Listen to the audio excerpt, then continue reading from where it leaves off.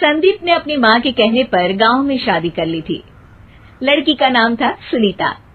माँ का कहना था एकदम मॉडर्न बहू नहीं होनी चाहिए, लेकिन उन्हें नहीं पता था कि गांव से आने वाली बहू सुंदर सुशील तो होगी और उसको गांव से बाहर भी निकाल लाएंगे, लेकिन उसके अंदर का गांव कैसे बाहर निकलेगा। शादी के कुछ दिन बाद, माँ टिफिन तो देना जरा। बेटा अब तो स्कूल नहीं ऑफिस जाता है, माँ से नहीं अपनी बीवी से टिफिन मांगा कर।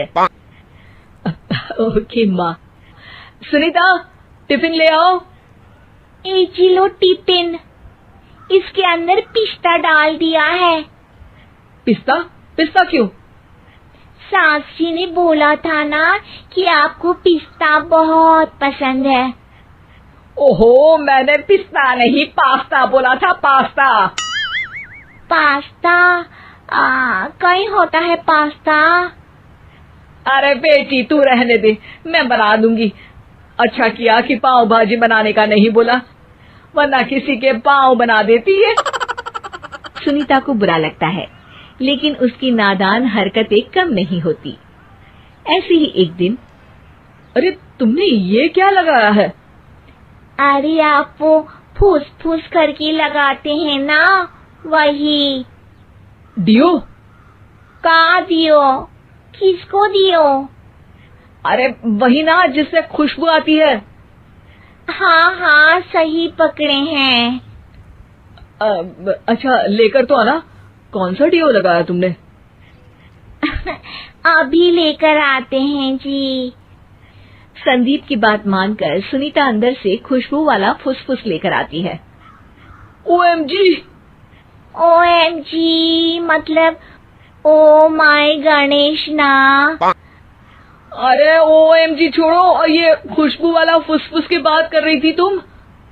हाँ इसी की, फिर से सही पकड़े हैं। अरे देवी, लेकिन आप सही नहीं पकड़े हैं, ये डियो नहीं है। डियो नहीं है तो क्या लियो है? अरे ये रूम फ्रेशनर है, जिसको कमरे में छिड़कते हैं, खुद पर नहीं।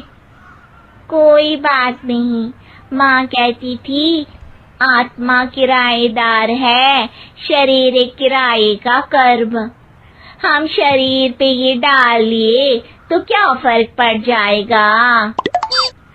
अरे बहू, ओ बहू, मेरे लिए फल तो ले आ, फिर मैं बाजार जाऊंगी। सुनीता अपनी सास के लिए फल लेकर आती है।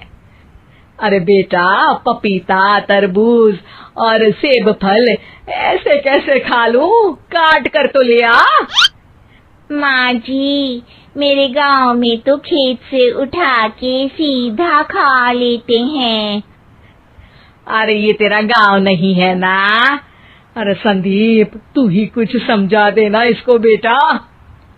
मैं कैसे समझाऊं माँ, ये तो माइक्रोवेव को भी भट्टी बोलती है। कल मैंने बोला हाय कैसी हो, तो बोलती है किसी को हाय नहीं लगानी चाहिए। अरे सुनीता, तेरा क्या होगा?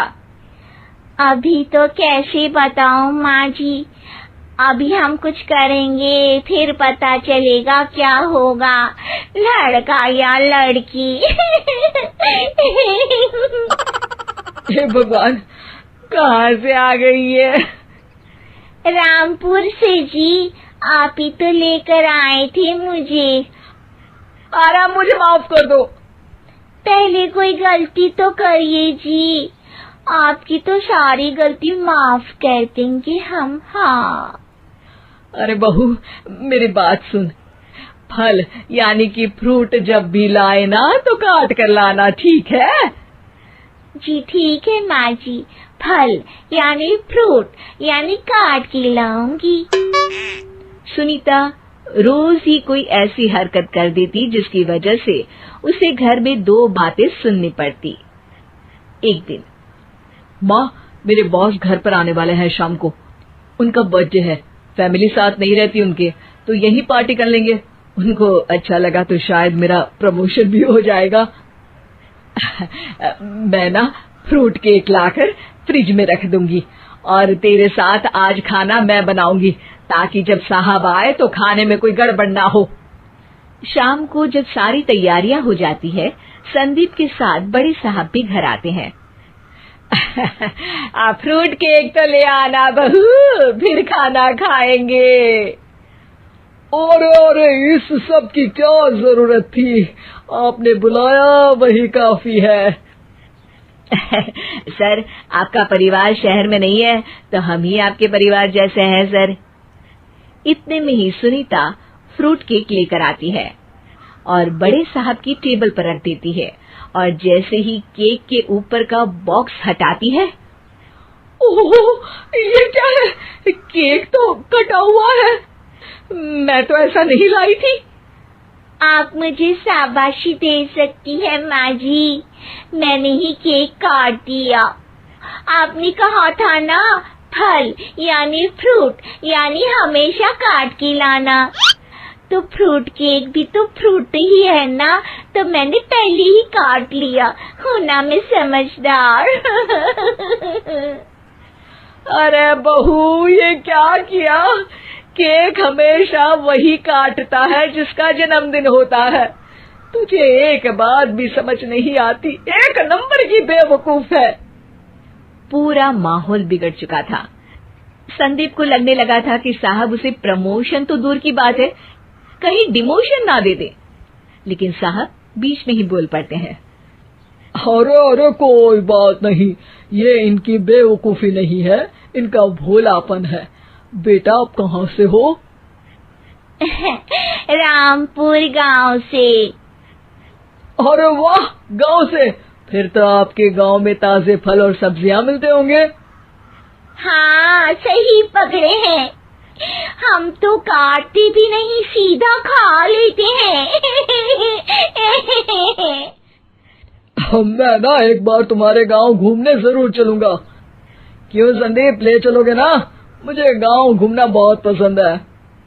बस फिर क्या था, संदीप और सास दोनों खुश हो गए, क्योंकि साहब को सुनीता ने गांव की बात करके खुश कर दिया था। अब संदीप का प्रमोशन पक्का था। शिक्षा, कभी भी किसी भी गलती पर घबराना नहीं चाहिए। हो सकता है कि उस गलती की वजह से आगे बड़ा फायदा हो जाए।